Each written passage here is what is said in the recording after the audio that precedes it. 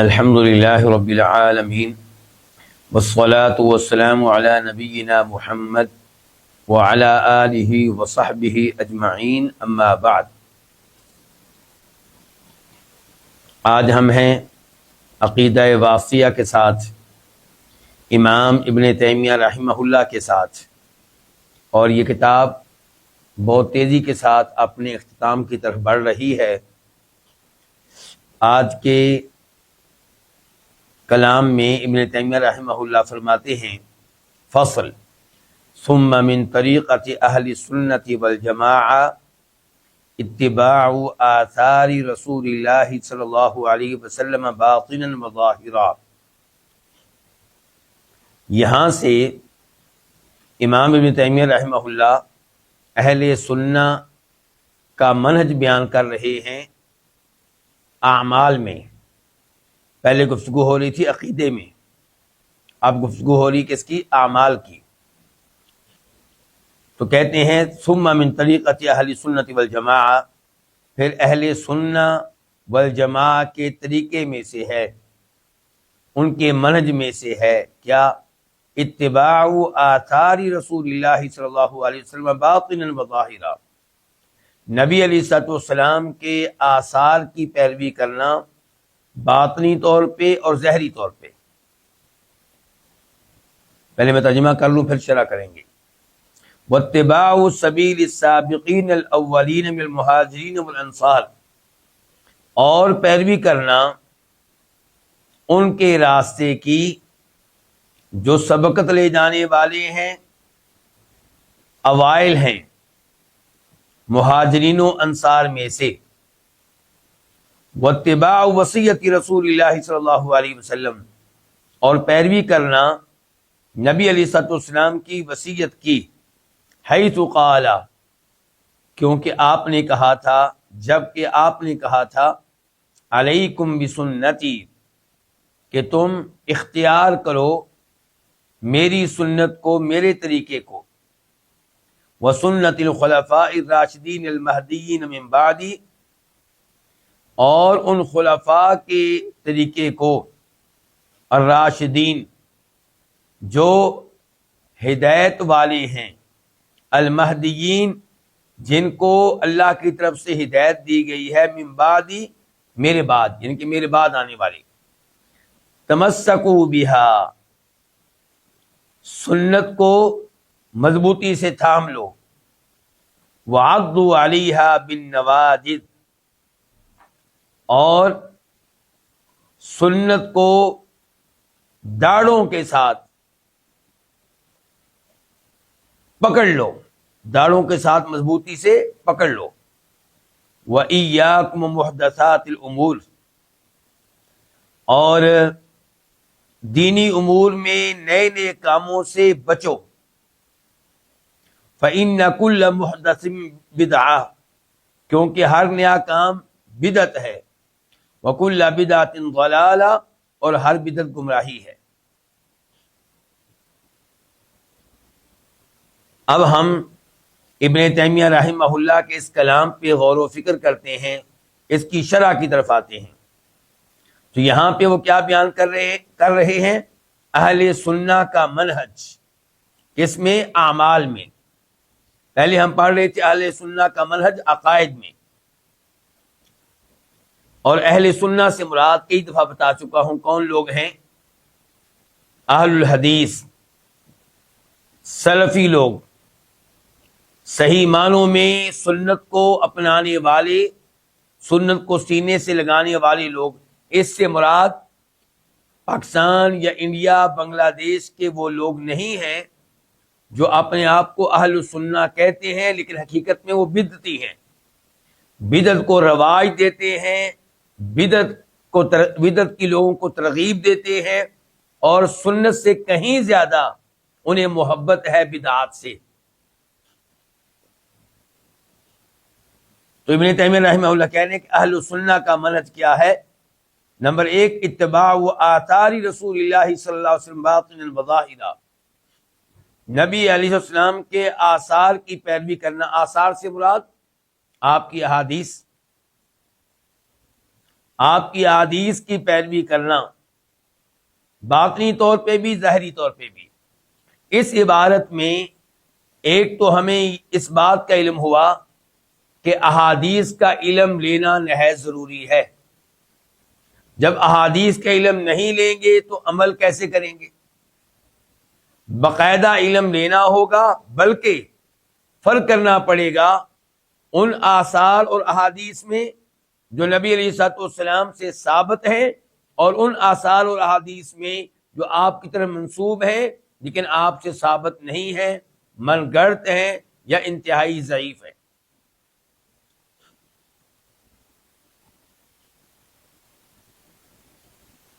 آپ کے آثار، آپ کے اعمال کی پیروی کرنا باطنی طور پہ اور ظاہری طور پہ۔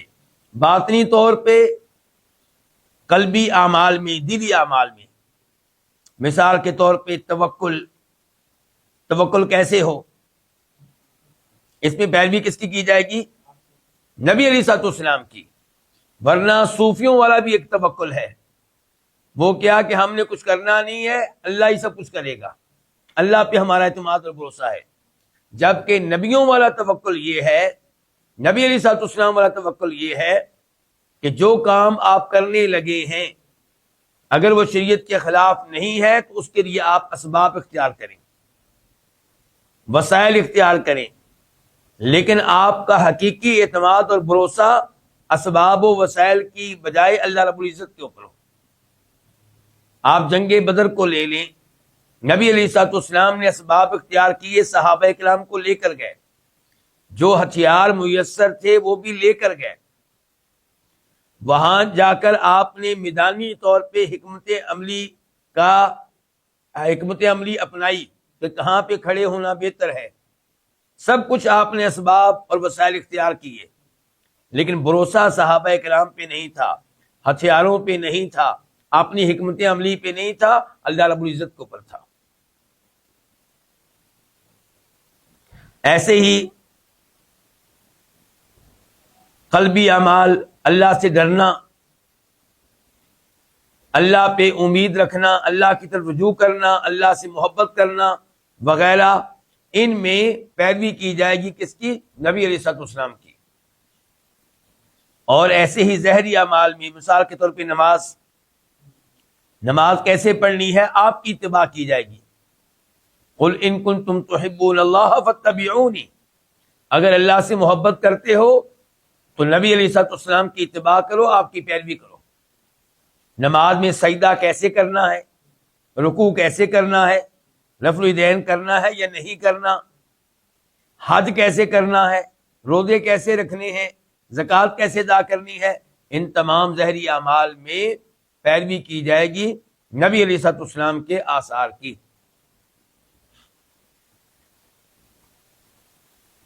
یہاں پہ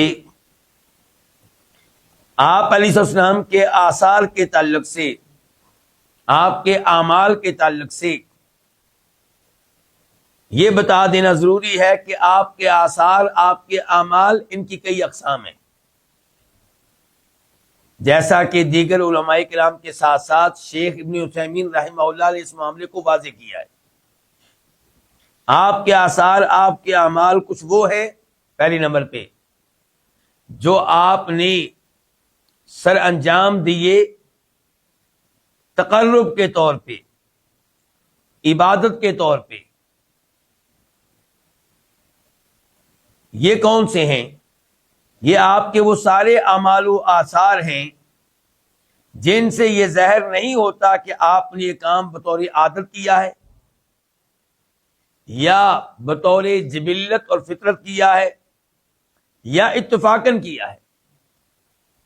تو آپ کا وہ عمل جس کے بارے میں کوئی ایسا قرینہ، کوئی ایسی علامت، کوئی ایسی دلیل نہ ملے کہ وہ اتفاقاً ہوا یا اتفاقاً آپ نے کیا یا بطور فطرت و جبلت کیا یا بطور عادت کیا، تو پھر وہ کیا ہے؟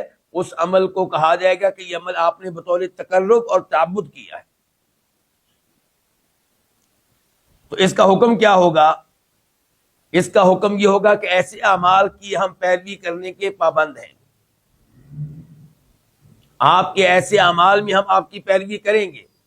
اللہ تعالیٰ کہتے ہیں لَقَدْ كَانَ لَكُمْ فِي رَسُولِ اللَّهِ أُسْوَةٌ حَسَنَةٌ، تمہارے لیے نبی علیہ الصلوۃ والسلام کی زندگی میں بہترین نمونہ ہے، یعنی کہ آپ کی طرف دیکھو، کوئی بھی عمل کرتے ہوئے آپ کی طرف دیکھو، جو اعمال آپ علیہ السلام نے کیے وہ ہم بھی کریں گے۔ چنانچہ جو عمل آپ نے وجوباً کیا ہم وجوباً کریں گے، جو کام آپ نے استحباباً کیا ہم استحباباً کریں گے، جو عمل آپ نے جواز کے طور پہ کیا ہم جواز کے طور پہ کریں گے۔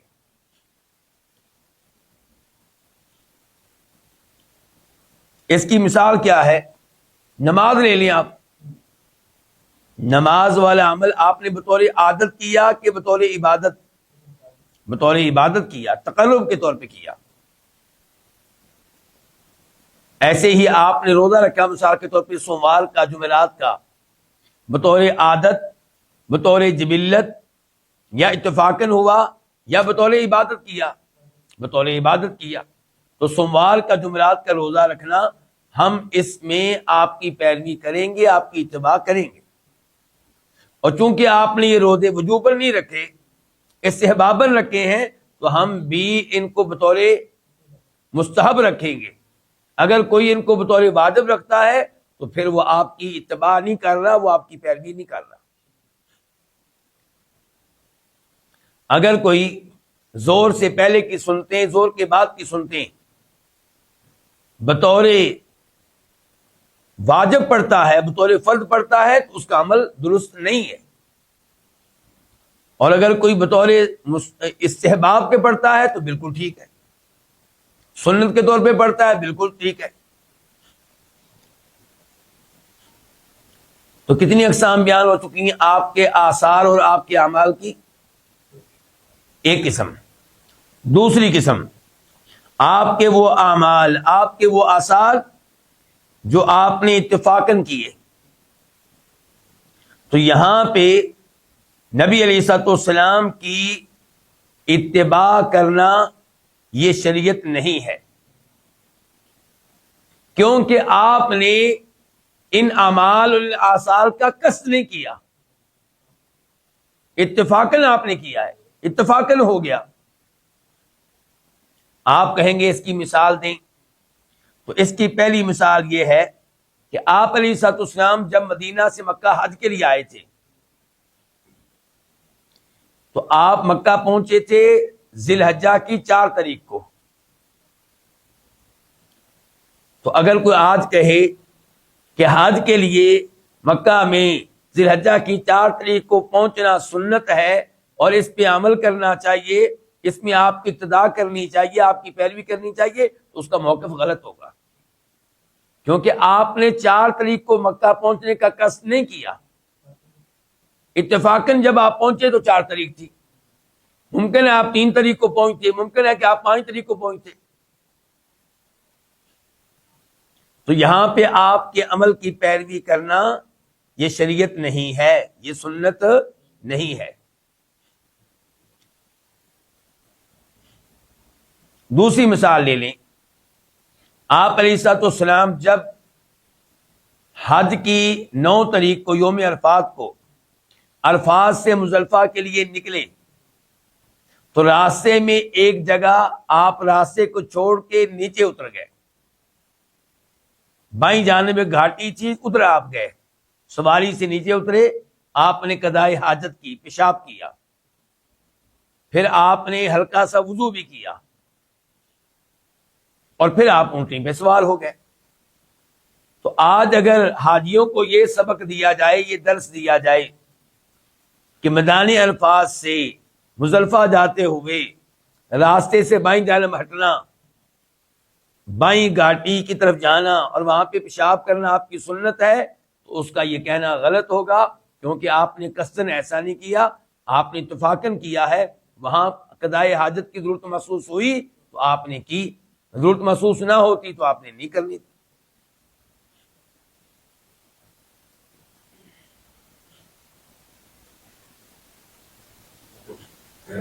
اسی طرح جب آپ علیہ الصلوۃ والسلام مدینہ سے مکہ گئے ہیں تو آپ نے راستے میں مختلف مقامات پہ نمازیں پڑھی ہیں. جہاں کہیں زور اثر کی نماز کا وقت ہوا آپ اترے اور آپ نے زور اثر کی نماز ادا کی. جہاں کہیں مغرب عشاء کی نماز کا وقت ہوا آپ نے یہ نمازیں ادا کی. جہاں کہیں فجر کی نماز کا وقت ہوا آپ نے وہ نماز ادا کی. تو انہی مقامات پہ آج نمازیں ادا کرنا اور ان کی اس کی ترغیب دینا یہ کوئی شریعت نہیں ہے, یہ کوئی سنت نہیں ہے, کیونکہ آپ کی نماز کا وہاں پہ وقت ہوا آپ نے ادا کر لی اتفاقاً. آپ نے اس جگہ نماز پڑھنے کا قصد نہیں کیا. ایسا نہیں تھا کہ آپ نے مدینہ سے سوچ رکھا ہو کہ فلاں جگہ بڑی عظیم جگہ ہے وہاں پہ ہم نے زور کی نماز پڑھنی ہے. جدھر نماز کا وقت ہوا آپ نے نماز پڑھ لی. تو وہاں خصوصی طور پہ نماز پڑھنے کے لیے جانا غلط ہوگا. اسی لیے جیسا کہ مصنف ابن ابی شیبہ کی روایت ہے اور سند اس کی درست ہے, قابل قبول ہے, کہ جناب عمر فاروق رضی اللہ عنہ لوگوں کے ساتھ مکہ مدینہ کے بیچ میں تھے. ایک جگہ پہ انہوں نے لوگوں کو نماز پڑھائی. نماز کے بعد دیکھا کہ لوگ بھاگ کر جا رہے ہیں کسی جگہ. دوسرے لوگوں سے پوچھا یہ کدھر جا رہے ہیں, کیوں جا رہے ہیں؟ بتایا گیا ادھر مسجد ہے, یعنی کہ وہ جگہ ہے جہاں پہ نماز پڑھی تھی نبی علیہ الصلوۃ والسلام نے. تو یہ لوگ وہاں پہ نماز پڑھنے کے لیے جا رہے ہیں, حالانکہ جس نماز کا وقت تھا وہ ادا کر کے گئے ہیں جناب عمر فاروق کے پیچھے. آپ خصوصی طور پہ اس جگہ نماز پڑھنے جا رہے ہیں جہاں پہ اللہ کے نبی علیہ السلام خصوصی طور پہ نہیں گئے بلکہ آپ نے اتفاقاً وہاں پہ نماز پڑھی. جناب عمر فاروق شدید ناراض ہوئے, کہا تم سے پہلی قومیں ایسی حرکتوں کی وجہ سے ہلاک ہو گئی تھی, ہلاک ہو گئی تھی. یہ کون کہہ رہے ہیں؟ عمر فاروق. کوئی سعودی عالم دین نہیں کہہ رہا, کوئی اہل حدیث عالم دین نہیں کہہ رہا, عمر فاروق کہہ رہے ہیں رضی اللہ تعالیٰ عنہ. اور یقیناً وہ بھی اہل حدیث تھے, لیکن آج کل کے اہل حدیث میں سے کوئی نہیں کہہ رہا, جناب عمر فاروق کہہ رہے ہیں. پھر فرمانے لگے کہ پہلی قومیں اس لیے ہلاک ہو گئی تھیں کہ انہوں نے اپنے نبیوں کے نشانات قدم کو عبادت کی جگہ بنا لیا. تم میں سے جس کی نماز کا وقت یہاں پہ ہو جائے جہاں پہ اللہ کے نبی صلی اللہ علیہ وسلم نے نماز پڑھی ہے وہ پڑھ لے, اور جس کی نماز کا وقت نہیں ہوا تو وہ اس جگہ کا قصد نہ کرے. یہ مفہوم ہے جناب عمر فاروق کے الفاظ کا رضی اللہ تعالیٰ عنہ.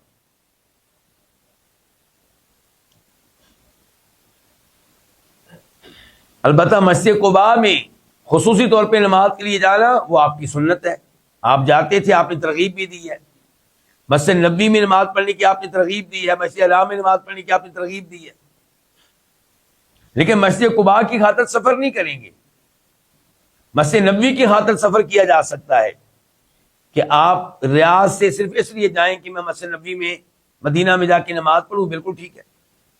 آپ ریاض سے مسجد حرام اس لیے جائیں کہ وہاں پہ میں نماز پڑھوں گا, بالکل ٹھیک ہے. لیکن آپ ریاض سے مسجد نبوی کی بجائے مسجد قباء کی نیت کر کے آئیں کہ وہاں پہ نماز پڑھوں گا, عمرے کی طرح کا ثواب ملتا ہے, تو آپ کا یہ سفر غلط ہے. مسجد نبوی کی خاطر آپ سفر کریں مدینہ کا, اور پھر مسجد نبوی میں نماز پڑھنے کے بعد آپ مسجد قباء بھی جائیں, وہاں پہ بھی نماز پڑھیں, عمرے کی طرح کا ثواب ملے گا انشاءاللہ.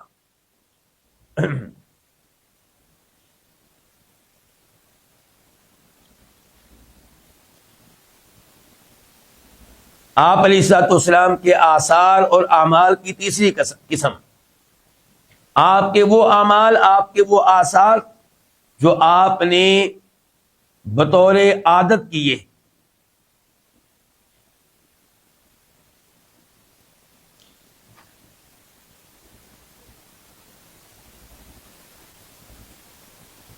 تو یہاں پہ ہم نبی علیہ السلام کی پیروی کریں گے یا نہیں کریں گے؟ آپ کے وہ اعمال جو آپ نے بطور عادت کیے ہیں, تو یہاں پہ آپ کی پیروی کی جائے گی جنس کے اعتبار سے, نوع کے اعتبار سے نہیں.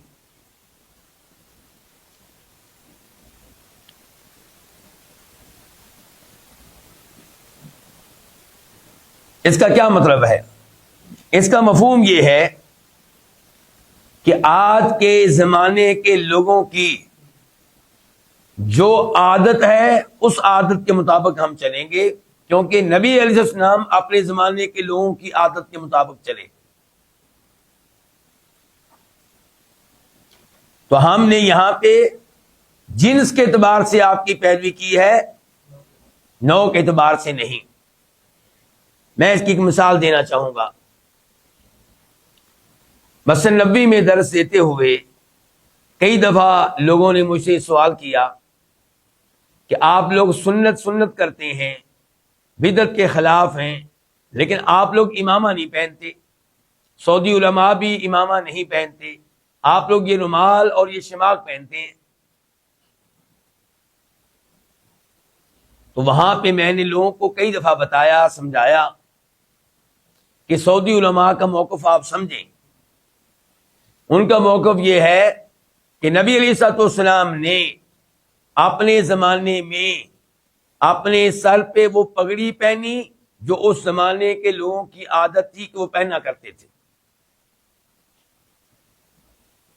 آپ نے اپنی قوم کی اس معاملے میں مخالفت نہیں کی. ایسا نہیں ہوا کہ آپ نے مسلمانوں کو الگ سے کوئی یونیفارم دیا ہو، الگ سے لباس دیا ہو کہ وہ لباس ہوا کافروں کا اور یہ لباس ہے ہم مسلمانوں کا. ایسا نہیں کیا آپ نے. البتہ آپ نے وہ لباس جو ممنوع تھا وہ بتا دیا. آپ نے بتا دیا کہ مرد جو ہے وہ ریشم نہیں پہن سکتے. آپ نے بتا دیا مردوں کو ایسا کپڑا، مردوں کو کوئی کپڑا ٹخنوں سے نیچے لٹکانے کی اجازت نہیں ہے. بتا دیا گیا مردوں کو عورتوں سے مشابہت کرنے کی اجازت نہیں ہے، دیگر امور کے ساتھ ساتھ لباس میں بھی اجازت نہیں ہے. ایسے ہی مسلمانوں کو کفار کی مشابہت کرنے کی اجازت نہیں ہے کہ ایسا لباس جو صرف کافر پہنتے ہیں، مثال کے طور پہ مذہبی طور پہ، جیسا کہ ہندو سادھ جو ہندوؤں کے بڑے ہیں جن کو سادھو کہتے ہیں، وہ مخصوص لباس پہنتے ہیں. کس رنگ کا؟ یعنی کہ تقریباً یہ آپ کہہ سکتے ہیں کہ مالٹے کے رنگ کا شاید پہنا ہوتا ہے انہوں نے، اورنج کہہ لیں آپ. تو اس قسم کا لباس مسلمان پہنے کہ دیکھنے والا سمجھے کہ انہوں نے وہ لباس پہنا ہوا ہے جو ہندوؤں کے سادھو پہنتے ہیں، تو یہ پہننا غلط ہو جائے گا، کفار کی مشابہت ہوگی. اس کے علاوہ مسلمانوں کا کوئی مخصوص لباس آپ نے نہیں دیا. آپ کی قوم کے لوگ جو لباس پہنتے تھے وہ آپ نے پہنا. تو سعودی علماء کرام کہتے ہیں کہ آج ہماری قوم کی عادت یہ ہے کہ وہ یہ پہنتے ہیں تو آج ہم یہ پہنتے ہیں. تو یہاں پہ آپ علیہ السلام کی پیروی ہو گئی کس چیز میں؟ کہ آپ اپنی قوم کی عادت کے مطابق لباس پہنے. تو جنس کے اعتبار سے آپ کی پیروی ہوئی، نوع کے اعتبار سے نہیں. یعنی کہ ایسا نہیں ہے کہ جو پگڑی آپ نے پہنی وہی آج کے سعودی علماء پہنتے ہیں، نہیں، بلکہ نبی علیہ السلام نے اپنی قوم کی عادت کے مطابق لباس پہنا، تو سعودی علماء کرام بھی آج اپنی قوم کی عادت کے مطابق لباس پہنتے ہیں. اور دیگر امور میں باقی مسلمان بھی یہی کر رہے ہیں جو سعودی علماء کرام کرتے ہیں. مثال کے طور پہ انڈیا پاکستان کے علماء کرام کیا نبی علیہ الصلوۃ والسلام کی طرح دو چادریں پہنتے ہیں؟ آپ نے اپنی قوم کا لباس پہنتے ہیں، شلوار قمیص. ایسا ہی ہے نا. تو یہ کیا ہے؟ یہ پیروی ہو گئی نبی علیہ السلام کی اس معاملے میں کہ آپ وہی کچھ کریں لباس کے معاملے میں جو آپ کی قوم کرتی ہے، جب تک کہ وہ لباس شریعت کے خلاف نہ ہو.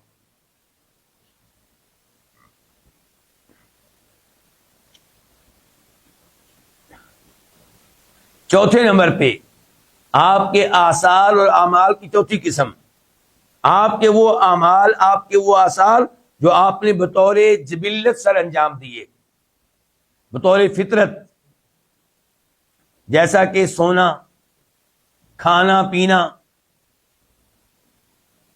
تو یہ امور جو ہے عبادت نہیں ہے، لیکن یہ ایک اعتبار سے عبادت بن جاتے ہیں. اگر آپ سوئیں گے نبی علیہ السلام کے طریقے کے مطابق، آپ کی سکھائی ہوئی دعائیں پڑھ کر دائیں کروٹ پہ، تو امید ہے کہ اس لحاظ سے آپ کی نیند عبادت بنے گی۔ اسی طرح اگر آپ سوتے ہیں جلدی یہ سوچ کر کہ صبح میں نے تہجد پڑھنی ہے، فجر کی نماز پڑھنی ہے، تو اس لحاظ سے آپ کی یہ نیند عبادت بن سکتی ہے۔ کھانا پینا، اگر آپ کھاتے پیتے ہیں یہ سوچ کر کہ کھاؤں گا پیوں گا تو پھر ہی میں عبادت کر سکوں گا، پھر ہی میں روزے رکھ سکوں گا، پھر ہی میں جہاد کر سکوں گا، پھر ہی میں اللہ کے دشمنوں سے لڑ سکوں گا، تو پھر یہ کھانا پینا بھی آپ کا کیا بن جائے گا؟ عبادت بن جائے گا۔ تو یہ ہیں جی آپ علیہ السلام کے آثار اور آپ کے اعمال۔ اس کے بعد کہا تھا ابن تیمیہ رحمہ اللہ نے کہ اہل سنت کے منہج اور طریقے میں سے ہے پیروی کرنا ان کے راستے کی جو ایمان میں سبقت لے گئے، جو اس امت کے اولین لوگ تھے، مہاجرین و انصار۔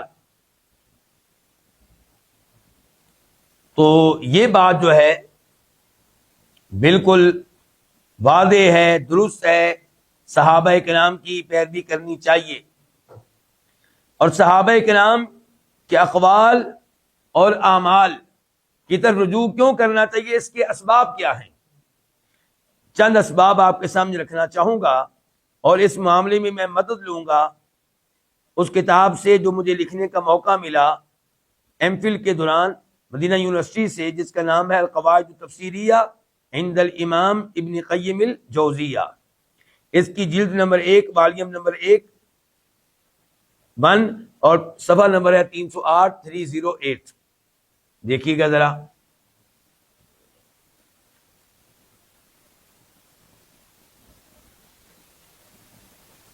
نمبر 1،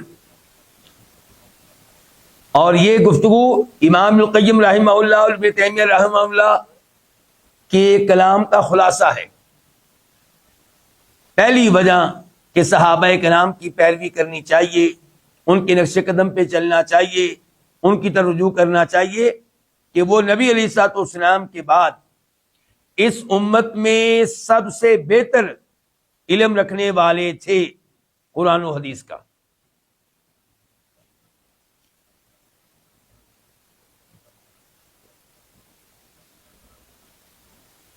اس بارے میں ابن القیم رحمہ اللہ کا کلام ہے، کئی ایک اقوال ہیں، ایک قول آپ کے سامنے رکھتا ہوں۔ کہتے ہیں کان الصحابۃ اعلم الامۃ علی الاطلاق، صحابہ کرام اس امت میں مطلق طور پہ سب سے زیادہ علم رکھنے والے تھے۔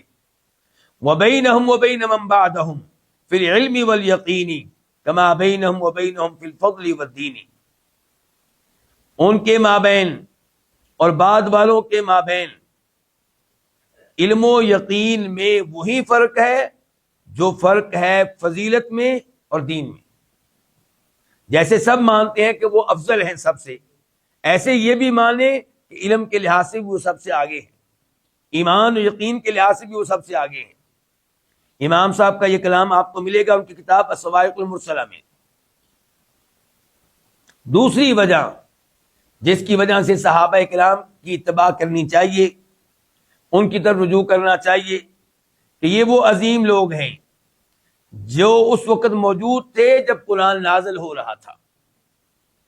انہوں نے نزول قرآن کا زمانہ بھی پایا، اور انہوں نے نبی علیہ الصلوۃ والسلام کو قرآن پہ عمل کرتے ہوئے بھی دیکھا۔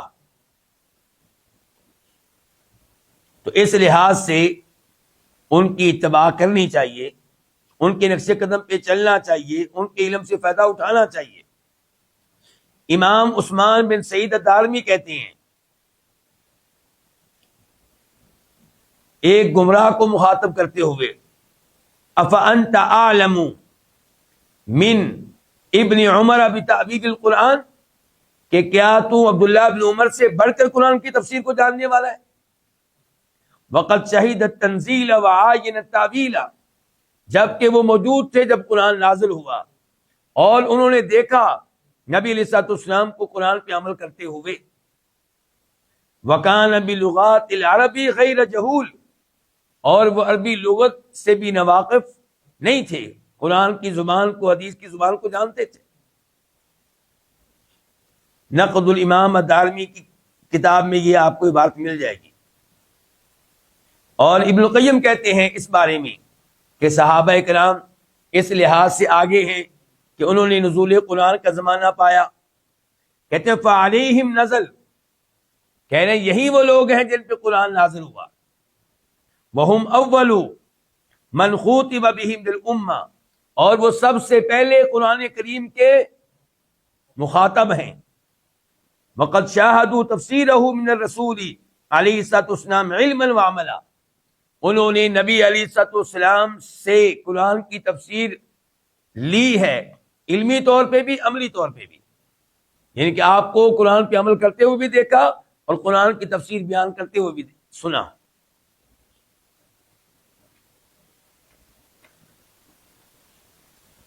تیسرے نمبر پہ صحابہ کرام کیوں اس معاملے میں سب سے بہتر ہیں؟ کیونکہ وہ اس زبان کے ماسٹر اور ماہر ہیں جس زبان میں قرآن نازل ہوا اور جس زبان میں اللہ کے نبی صلی اللہ علیہ وسلم نے احادیث بیان کی ہیں۔ امام القیم رحمہ اللہ فرماتے ہیں اپنی کتاب اغاثۃ اللہفان میں، وَهُمُ الْعَرَبُ الْفُصَحَاءُ عَلَى الْحَقِيقَةِ فَلَا يُعْدَلُ عَنْ تَفْسِيرِهِمْ مَا وُجِدَ إِلَيْهِ سَبِيلٌ، کہ وہی در حقیقت فصیح ترین عربی ہیں، اس لیے ان کی تفسیر سے اراد نہیں کیا جائے گا جب تک ان کی تفسیر کو لینا ممکن ہو۔ چوتھے نمبر پہ جس کی وجہ سے صحابہ کرام کی طرف رجوع کرنا چاہیے وہ ہے حسن قصد، ان کے ارادے ٹھیک تھے، ان کی نیتیں ٹھیک تھیں، یعنی کہ ایسا نہیں تھا کہ وہ قرآن کو اپنے کسی خاص مسلک کے مطابق بنانا چاہتے ہوں، احادیث کو اپنے کسی خاص امام کے تابع کرنا چاہتے ہوں، نہیں، وہ قرآن و حدیث پہ عمل کرنے کے معاملے میں اچھا ارادہ رکھتے تھے، اچھی نیت رکھتے تھے، غیر جانبدار تھے، قرآن کو کسی بدعت کی تائید کے لیے استعمال کرنے والے نہیں تھے، احادیث کو کسی گمراہی کی تائید کے لیے استعمال کرنے والے نہیں تھے۔ اور پانچویں نمبر پہ حسن فہم، کیا مطلب کہ قرآن و حدیث کو سمجھنے میں وہ سب سے آگے تھے، یعنی کہ ہو سکتا ہے ہمیں سمجھنے میں غلطی لگ جائے، ٹھوکر لگ جائے، اور وہ عام طور پہ ہم سے آگے ہیں حسن فہم کے لحاظ سے۔ تو یہ اور دیگر وہ اسباب ہیں جن کی وجہ سے صحابہ کرام کی طرف رجوع کرنا چاہیے۔ ابن القیم کہتے ہیں ہم المرجوع الیہم فی ھذا الشأن، یہی وہ لوگ ہیں جن کی طرف رجوع کرنا چاہیے اس دین وغیرہ کے معاملے میں۔ والمعول علیہم فی فہم القرآن، اور یہی وہ لوگ ہیں جن پہ اعتماد کرنا چاہیے فہم قرآن میں۔ امام اوزاعی کہتے ہیں العلم ما جاء عن اصحاب محمد صلی اللہ علیہ وسلم، علم وہی ہے جو اصحاب محمد کی طرف سے آیا علیہ الصلوۃ والسلام۔ وما لم یجی عن اصحاب محمد فلیس بعلم صلی اللہ علیہ وسلم، اور جو علم اصحاب محمد کی طرف سے نہیں آیا وہ علم ہے ہی نہیں۔ یہ صحیح سند کے ساتھ ثابت ہے، جامع بیان علم و فضلہ۔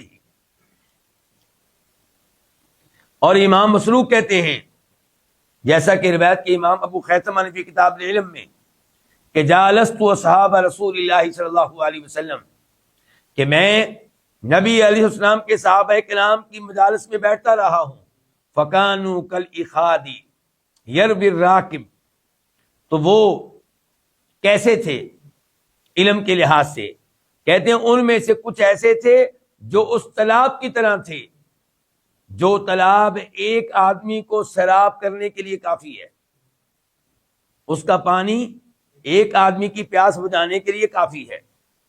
والاخاد یربی الراکبین، اور ان میں سے کئی صحابہ ایسے تھے جو اس تالاب کی طرح تھے جو دو لوگوں کی پیاس کو بجھانے کے لیے کافی ہے۔ والاخاد یربی العشرہ، اور کئی صحابہ کرام ایسے تھے جو اس تالاب کی طرح تھے جو 10 آدمیوں کی پیاس بجھانے کے لیے کافی ہے۔ والاخاد لو نزل به اهل الارض لاصدرهم، اور کئی صحابہ کرام ایسے تھے جو اس تالاب کی طرح تھے جس تالاب پہ زمین پہ بسنے والے سبھی لوگ آ جائیں وہ تالاب سب کو سیراب کرنے کے لیے کافی ہو جائے گا.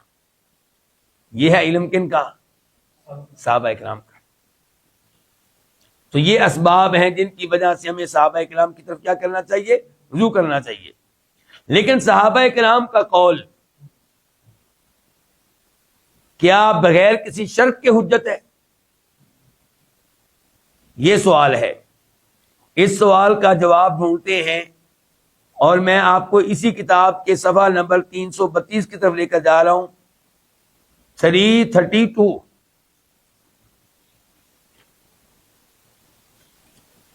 اور یہ اقوال میرے نہیں ہیں بلکہ ابن تیمیہ رحمہ اللہ وغیرہ کے ہیں. ذرا سنیے ابن تیمیہ کیا کہہ رہے ہیں.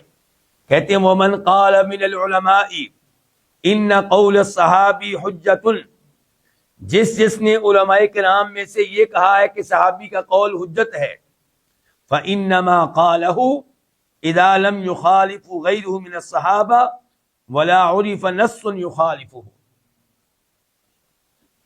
تو اس کا یہ موقف ہے کہ صحابی کا قول تب حجت ہوگا جب کوئی دوسرا صحابی اس صحابی کے قول کی مخالفت نہ کرے اور کوئی ایسی نص نہ ہو جو اس صحابی کے قول کے مخالف ہو. یعنی کہ صحابی کا قول اگر صحابی کے قول سے ٹکرائے گا حجت نہیں ہے، صحابی کا قول قرآن و حدیث کی نص سے ٹکرائے گا تو حجت نہیں ہے. ابن تیمیہ رحمہ اللہ کا یہ کلام آپ کو مجموع الفتاوی میں مل جائے گا اور ان کی کتاب التوسل والوسیلہ میں بھی مل جائے گا. ایک اور جگہ کہتے ہیں، کون؟ ابن تیمیہ رحمہ اللہ کہتے ہیں وَأَمَّا أَقْوَالُ الصَّحَابَةِ، جہاں تک تعلق ہے کس کا؟ اقوال صحابہ کا. فَإِنِ انْتَشَرَتْ، اگر یہ عام ہو جائیں، کیا پھیل جائیں، لوگوں تک پہنچ جائیں. وَلَمْ تُنْكَرْ فِي زَمَانِهِمْ، اور ان کے زمانے میں کوئی ان کے اقوال پہ اعتراض نہ کرے. فَهِيَ حُجَّةٌ عِنْدَ جَمَاهِيرِ الْعُلَمَاءِ، تو یہ جمہور علماء کرام کے نزدیک، بلکہ جماہیر علماء کرام کے نزدیک کیا حجت ہے؟ شرط کیا لگائی ہے؟ قول صحابی کا پھیل چکا ہو، عام ہو گیا ہو اور کسی نے اس کو غلط نہ کہا ہو. قول عام ہو گیا اور کسی نے اس کو غلط نہیں کہا. وَإِن تَنَازَعُوا، اور اگر صحابہ کرام کا کسی معاملے میں آپس میں اختلاف ہو جائے تو رُدَّ مَا تَنَازَعُوا فِيهِ إِلَى اللَّهِ وَالرَّسُولِ، تو پھر اس مسئلے کو حل کیا جائے گا اور حل کرنے کے لیے رجوع کریں گے قرآن و حدیث کی طرف.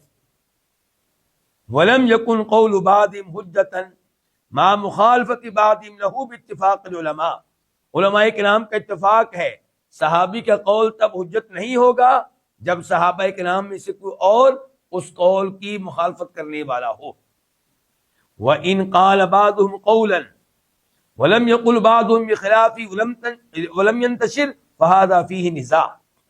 یہ بھی بڑی اہم بات ہے، سنیں. کہتے ہیں اگر کوئی صحابی قول کہے اور کسی اور صحابی نے اس قول کی مخالفت نہ کی ہو، لیکن صحابی کا وہ قول زمانے میں عام نہیں ہوا تھا، دوسرے صحابہ تک پہنچنے کی کوئی دلیل نہیں ہے، فَهَذَا فِيهِ نِزَاعٌ، تو اس قول کو لینا ہے کہ نہیں لینا، اس میں اختلاف ہے. وَجُمْهُورُ الْعُلَمَاءِ يَحْتَجُّونَ بِهِ، اور جمہور علماء کرام اس قول کو حجت مانتے ہیں. اب آ جائیں آپ امام القیم رحمہ اللہ کی طرف. کہتے ہیں الکلام فی تفسیرہ کالکلام فی فتواہ سواء بسواء، صحابی کا قول تفسیر میں حجت ہے یا نہیں؟ کہتے ہیں کہ تفسیر میں صحابی کا قول حجت ہے یا نہیں، یہ ایسے ہی ہے جیسے صحابی کا قول فقہ میں ہے، فتوے میں ہے. جو حکم صحابی کے اس قول کا ہے جو احکام و مسائل میں ہے، وہی حکم صحابی کے اس قول کا جو تفسیر میں ہے. وصورت المسئلۃ ہناک کصورت یا ہناک، اور بالکل وہی معاملہ بنے گا تفسیر کے معاملے میں صحابی کے قول کا جو معاملہ ہے احکام و مسائل میں صحابی کے قول کا. پھر کہتے ہیں وصورتھا، اس کی صورت یہ ہے اللہ یکون فی المسئلۃ نص یخالفہ، اس مسئلے میں کوئی ایسی نص نہ ہو جو صحابی کے قول کے مخالف ہو، یعنی کہ صحابی کا قول قرآن و حدیث کی نص سے ٹکرائے گا تو صحابی کے قول کو چھوڑا جائے گا، نص کو نہیں چھوڑا جائے گا۔ تو ہمارے کسی محترم عالم دین کا یہ کہنا کہ آپ صحابی کے قول کے مقابلے میں یا سلف کے قول کے مقابلے میں 1000 ایتیں بھی لے آئیں تو میں 1000 ایتوں کو نہیں مانوں گا، یہ قول اتنا مناسب نہیں ہے۔ دیکھیں کیا کہہ رہے ہیں ابن القیم، کہتے ہیں اللہ یکون فی المسئلہ نص یخالفہ، کہ اس مسئلے میں کوئی ایسی نص نہ ہو جو صحابی کے قول کے مخالف ہو۔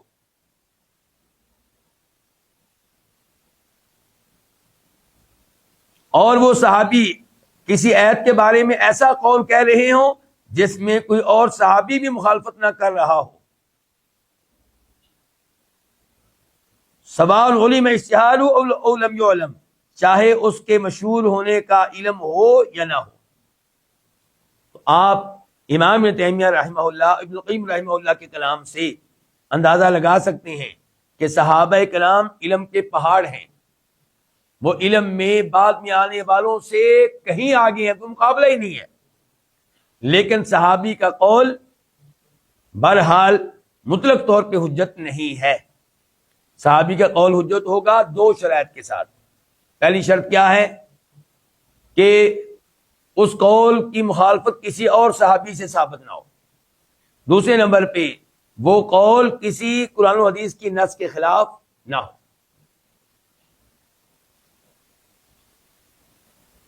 مثال کے طور پہ صحیح قول ہے ایک صحابی کا جس سے یہ معلوم ہوتا ہے کہ قربانی کے طور پہ مرغا ذبح کرنا بھی جائز ہے، تو کیا اس قول کو لیں گے؟ کیا کسی نے لیا ہے؟ نہیں لیا۔ ایسے ہی ایک صحابی کا یہ موقف کہ روزے کی حالت میں اگر کوئی منہ میں کیا ڈال لے، اولا وغیرہ، برف وغیرہ، تو اس سے روزہ نہیں ٹوٹے گا، تو کیا اس قول کو کسی نے لیا ہے؟ نہیں لیا۔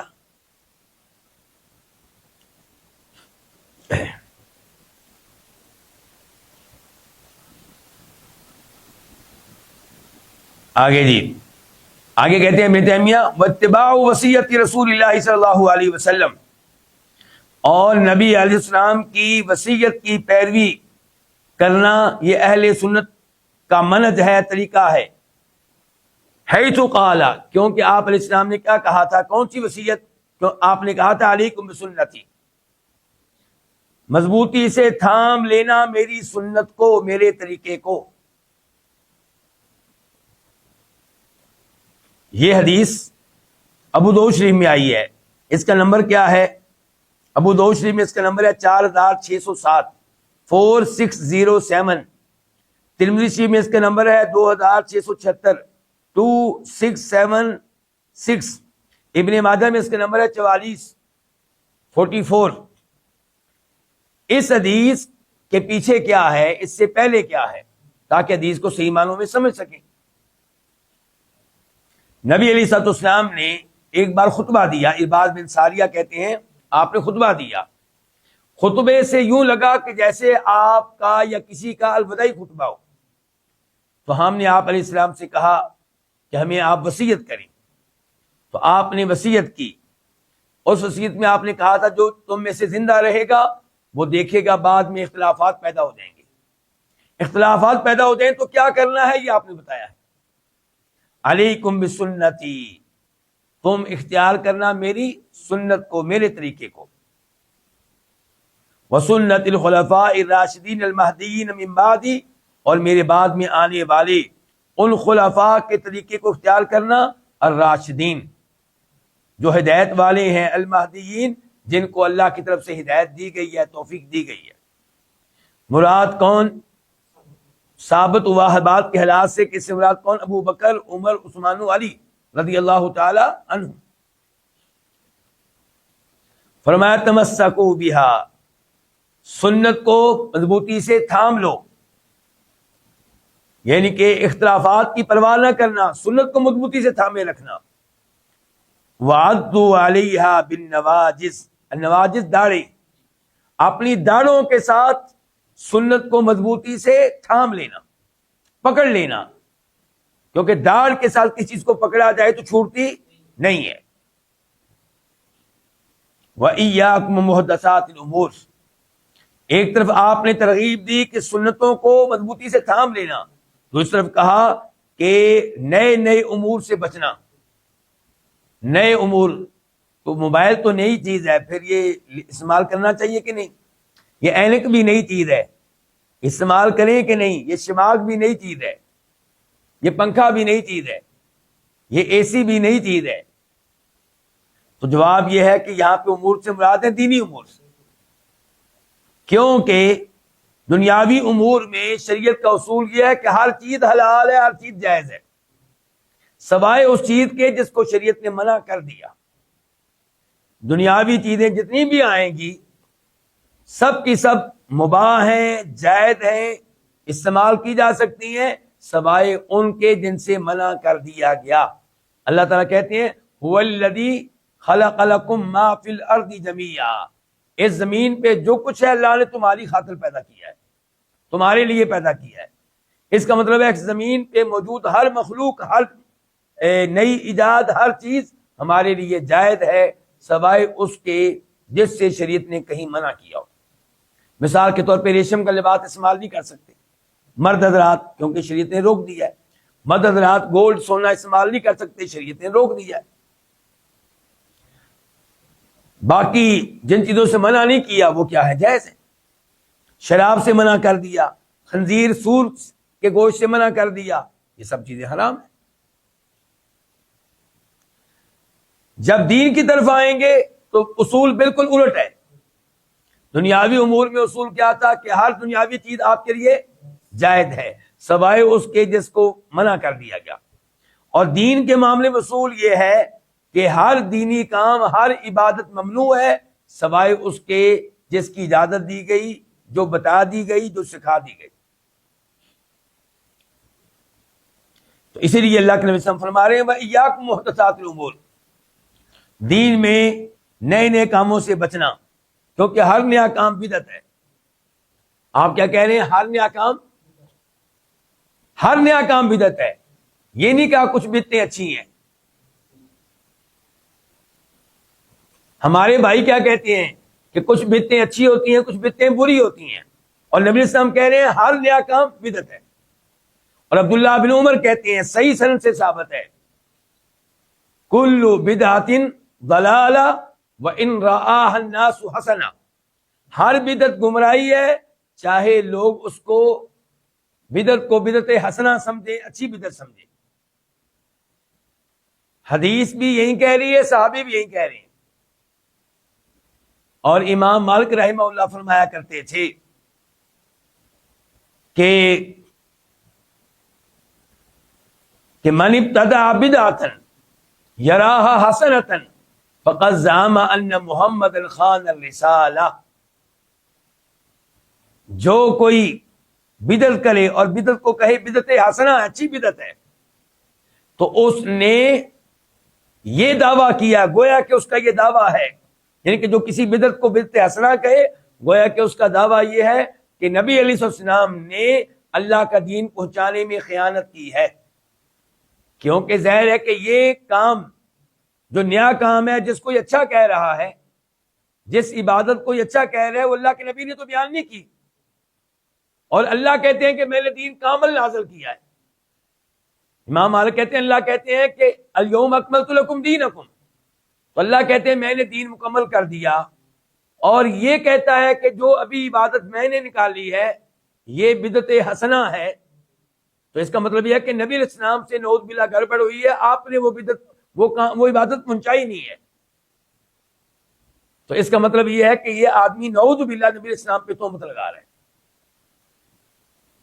تو آپ اندازہ لگا سکتے ہیں کہ بدعت کتنا خطرناک جرم ہے۔ اچھا، یہاں پہ اگر کوئی آپ سے یہ کہے کہ بدعت کو اچھا کہنا تو خود عمر فاروق سے ثابت ہے رضی اللہ تعالیٰ عنہ، بخاری شریف کی حدیث ہے کہ وہ مسجد نبی میں تشریف لائے اور لوگ نماز پڑھ رہے تھے کون سی؟ رات کی، تراویح کی، قیام اللیل کی. ادھر ایک آدمی تنہا نماز پڑھ رہا ہے، ادھر 2 آدمی مل کے جماعت کرا رہے ہیں، ادھر 3 آدمی، ادھر 5 آدمی، ادھر 6 آدمی، یعنی کہ مختلف جماعتیں ہو رہی ہیں. تو انہوں نے کہا کیوں نہ میں ان سب کو ایک امام کے پیچھے جمع کر دوں. چنانچہ ایک امام مقرر کر دیا گیا، ابی بن کعب، کبھی تمیم داری، اور ان سے کہا گیا کہ ایک امام کے پیچھے آپ کی نماز پڑھیں. پھر جناب عمر فاروق آئے ایک دن معائنہ کرنے کے لیے، دیکھنے کے لیے منظر، تو بڑے خوش ہوئے یہ منظر دیکھ کر، اور کیا کہا تھا؟ نعمت البدعۃ ہذہ، یہ کتنی اچھی بدعت ہے.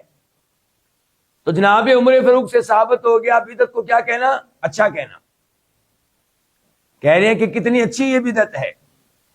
تو آج وہ لوگ جن کو بدعات سے محبت ہے وہ کہتے ہیں لو جی بخاری سے عمر فاروق سے ثابت ہو گیا کہ کئی بدعتیں کیا ہوتی ہیں؟ اچھی ہوتی ہیں. ہم نے کہا بھی ہم نے تم کو حدیث سنائی تھی کہ نبی اسلام کہہ رہے ہیں ہر نیا کام بدعت ہے اور ہر بدعت گمراہی ہے. جناب عبداللہ بن عمر نے بھی یہی کہا ہے کہ ہر بدعت گمراہی ہے، چاہے لوگ اس کو بدعت حسنہ کہیں. امام مالک نے بھی یہی کہا ہے. تو اب جناب عمر فاروق کے اس قول کا پھر مطلب کیا ہے؟ دیکھیں، ایک بدعت ہوتی ہے شرعی، ایک ہے بدعت لغوی. بدعت کا لفظ دین اسلام نازل ہونے سے پہلے عربی زبان میں موجود تھا یا موجود نہیں تھا؟ موجود تھا. تو اس لیے اس لفظ کا ایک اپنا معنی ہے لغت کے لحاظ سے، اور ایک اس کا معنی ہے شریعت کے لحاظ سے. تو جناب عمر فاروق کا مطلب یہ تھا کہ نعمت البدعۃ ہذہ، کہ یہ کتنی اچھی بدعت ہے. وہ بدعت کا لفظ استعمال کر رہے تھے عربی لغت کے لحاظ سے. آئیے آپ کو مزید بات سمجھاتا ہوں. ایک امام کے پیچھے تراویح کی نماز پڑھنا، کیا یہ کام جناب عمر فاروق کے زمانے میں ہوا تو یہ پہلی بار ہوا تھا یا اس سے پہلے بھی کبھی ہوا تھا؟ نبی علیہ السلام نے خود 3 راتیں صحابہ کرام کو تراویح کی نماز پڑھائی تھی، رمضان کا قیام کرایا تھا. اس کا مطلب یہ ہے کہ یہ کام پہلے ہو چکا ہے. جناب عمر فاروق کے زمانے میں یہ نیا کام نہیں ہے، لیکن انہوں نے ایک عرصے کے بعد اس کام کو دوبارہ سے کیا ہے. تو اس لحاظ سے یہ نیا کام ہوا کہ ایک عرصے کے بعد ہوا ہے.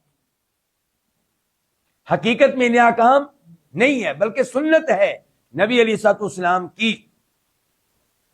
اور ابو داؤد شریف میں آپ کی ترغیب بھی موجود ہے کہ جو رمضان کا یہ قیام امام کے ساتھ کرے اور آخر وقت تک اس کے ساتھ رہے تو اس کا اجر و ثواب یوں لکھا جائے گا گویا کہ پوری رات اس نے قیام کیا ہے.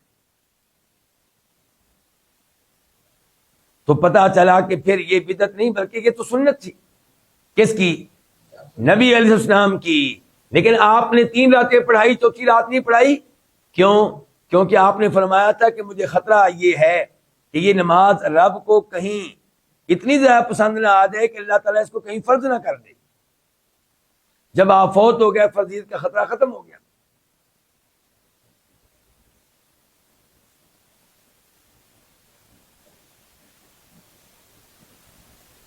بدعت کے بڑے مفاسد ہیں. نمبر 1 کہ جو دین میں کوئی نئی عبادت نکالتا ہے گویا کہ وہ اللہ تعالیٰ کے اس کلام کا منکر ہے کہ الیوم اکملت لکم دینکم. اللہ تعالیٰ کہتے ہیں میں نے دین مکمل کر دیا، اور اس مکمل دین میں یہ والی عبادت نہیں ہے جس کو بعد والوں نے نکالا ہے. گویا کہ وہ کہنا چاہتا ہے کہ اللہ کا فرمان ٹھیک نہیں ہے، ہم مکمل کر رہے ہیں دین کو. دوسرے نمبر پہ اس کا مطلب یہ نکلے گا کہ دین ناقص تھا. پہلا یہ تھا کہ اللہ کا قول نعوذ باللہ غلط تھا. دوسرا مطلب یہ نکلے تھا کہ دین شریعت جو ہے وہ ناقص تھی، اس آدمی نے آ کے اس کو مکمل کیا ہے جس نے یہ نئی عبادت نکالی ہے. تیسرا مطلب یہ نکلے گا کہ وہ مسلمان جو اس بدعت کو ایجاد کرنے سے پہلے فوت ہو گئے وہ دین کے لحاظ سے ناقص سے، کیونکہ وہ تو اس کے اوپر عمل نہیں کر سکے. چوتھے نمبر پہ بدعت کے نقصانات، اس کی وجہ سے امت تقسیم ہوتی ہے، کیونکہ کئی لوگ بدعت کی طرف نہیں آئیں گے، اس کی مخالفت کریں گے، وہ سنت پہ ڈٹے رہیں گے، اور یہ لوگ ان کی مخالفت میں مزید بدعت کو رواج دیں گے، امت تقسیم ہوگی۔ 5ویں نمبر پہ عام طور پہ بدعت میں جو بدعات سے محبت کرتا ہے، ان کو رواج دیتا ہے، ان میں مصروف و مشغول رہتا ہے، اس کو سزا عام طور پہ یہ ملتی ہے کہ وہ سنتوں سے محروم ہو جاتا ہے، کئی سنتوں سے محروم ہو جاتا ہے۔ تو اس لیے بدعات سے بچنا چاہیے۔ یہیں پہ آج کے درس کا اختتام کرتے ہیں۔ اللہ رب العزت سے دعا ہے کہ اللہ تعالی ہمیں بدعات سے محفوظ رکھے، سنت پہ چلنے کی توفیق عنایت فرمائے۔ وآخر دعوانا الحمدللہ رب العالمین۔